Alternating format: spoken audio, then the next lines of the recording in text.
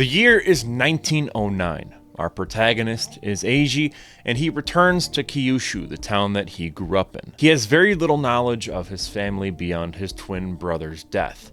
Upon arriving home, he is startled to find his blind cousin, Takiri, living with his mother. Rumors of Nebula, a lake creature, circulate as developers pressure his mother to sell the land they live on to construct a dam. Takiri introduces Eiji to Nebula, who saves her from drowning when developers attack. From there, Nebula's rampage ensues. It culminates in a confrontation on a bridge, and despite attempts to stop him, Nebula returns to the lake, leaving Eiji and Takiri free to leave their troubled past behind. Released in 2019, Howl from Beyond the Fog is a testament to traditional storytelling's enduring power in the modern cinematic landscape. This Japanese period piece seamlessly weaves together elements of folklore, mythology, human drama, and the kaiju films of yesteryear to create a hauntingly atmospheric experience that resonates with audiences long after the credits roll. The short film is directed by Daisuke Sato, who had previously worked as a modeler on GMK Giant Monsters All Out Attack,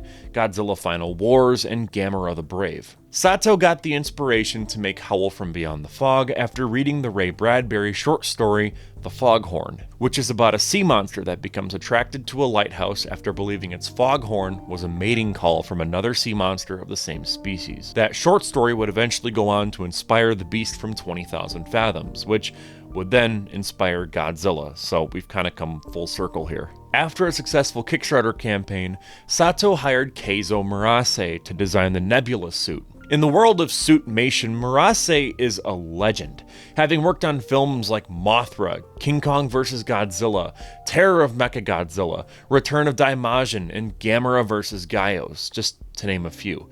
And seriously, the list goes on and on. Filming for Howl from Beyond the Fog began in January of 2019, and it wrapped later that year in November, with the film being released that same month. After watching the film, I was shocked to discover that the reception is relatively lukewarm. In case you couldn't tell, I adore this movie. It's extremely impressive, with an alleged budget of a little under $10,000. Some of these shots are just awe-inspiring. The atmosphere is so eerie, and I love the slow burn feel of everything. It's also a period piece, which, if you've seen my videos on the Daimajin trilogy, then you would know how much I love kaiju period piece films, mainly because they're just so unconventional. Nebula's design is absolutely fantastic. I love how there's very clear inspiration from the plesiosaur with its long neck, but there's also some natural foliage on its back that's incorporated, and it really highlights the fact that this creature has been living out here in these misty woods for a very long time. Now, look, I understand why some people may not like this movie as much as I do.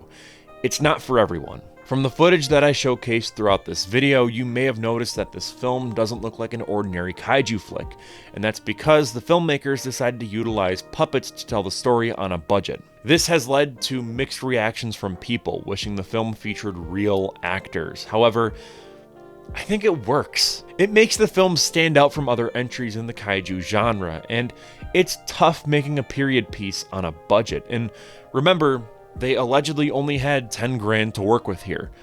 But again, on the other hand, I get it. I really do. At times, they're very emotionless. The voice acting kind of just carries the entire film when Nebula isn't on screen. And even then, Nebula can look a bit stiff here and there. So I get the disappointment that some people may have. I also have to mention that the physical media release for this film is pretty bad. Oh my god, bro. Oh, hell no, man. What the fuck, man? Get your ass on, boy. It's very clearly aping off of Godzilla King of the Monsters, which retailers actually requested so that the film would sell more. It wasn't a choice made by the filmmakers, which really sucks. It looks like an Asylum film or something like that, and it's a shame because some of the other posters for this film are just so much better, and they fit the film's tone.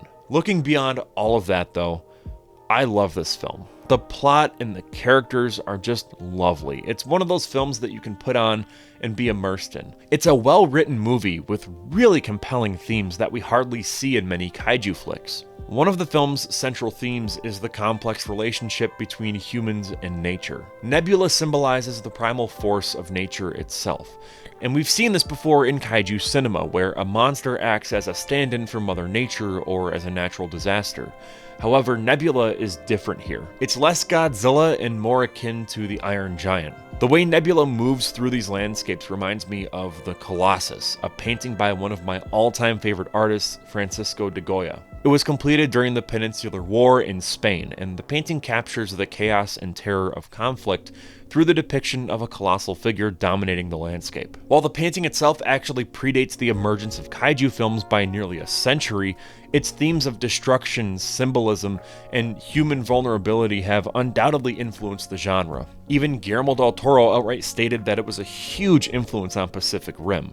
The painting itself features this giant figure, and that figure is often interpreted as a personification of the chaos and terror of war. It looms over this landscape filled with fleeing figures and chaos. The imagery evokes a sense of overwhelming power and destruction. I think you can draw a lot of parallels between the Colossus and other kaiju media, but it really stands out here. The way the fog moves around Nebula adds to its impact and weight in this world. You really feel the presence of this massive being. Howl from Beyond the Fog also explores themes regarding the consequences of human greed and the exploitation of natural resources. The developers' relentless pursuit of profit through dam construction represents humanity's exploitation of the environment for economic gain. Their disregard for the spiritual significance of the land to Eiji's family and the destructive consequences of their actions highlight the detrimental impact of unchecked greed on both the environment and human relationships. Furthermore, the film delves into the theme of familial bonds and the complexities of family relationships. Most kaiju films feature families, and that's something that's kind of common in most films, but here it's really different. There's almost this spiritual sense of connectivity between everyone. Eiji's discovery of his familial connections and his mother's efforts to protect Takiri from societal stigma underscores the lengths that families go to protect their loved ones, even at the cost of truth and societal acceptance. Takiri's tragic backstory, marked by her mother's unfortunate demise and her blindness, emphasizes the interplay between personal trauma and familial relationships. Not to mention, the film also explores themes of acceptance, forgiveness, and redemption. Despite the tragedies that they face, the characters find solace and a redemption in their shared experiences and mutual support. There's this overall theme of letting go of past grievances to embrace a brighter future, with the final line in the film even emphasizing this. Despite their challenges and losses, Eiji and Takiri find the strength to confront Nebula and the forces of greed and destruction that threaten their lives and community. Their determination to stand up against the injustice and protect their homes reflects the indomitable spirit of humanity in the face of overwhelming odds. In the closing scene, Nebula fades into the lake's depths, leaving behind a transformed landscape. Howl from Beyond the Fog resonates with a profound message.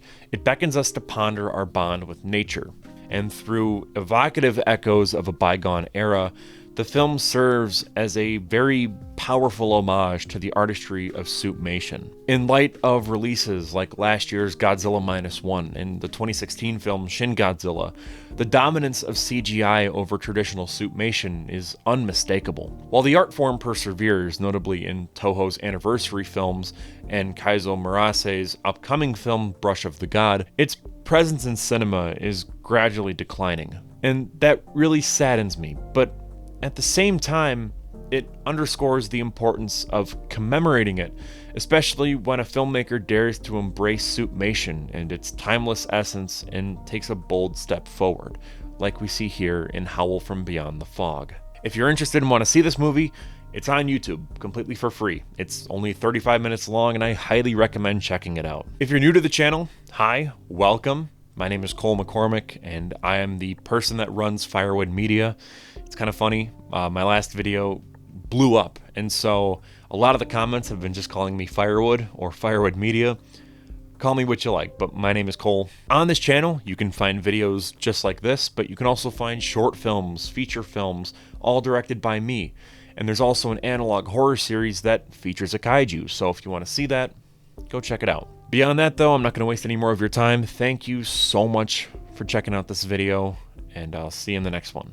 Thanks for watching.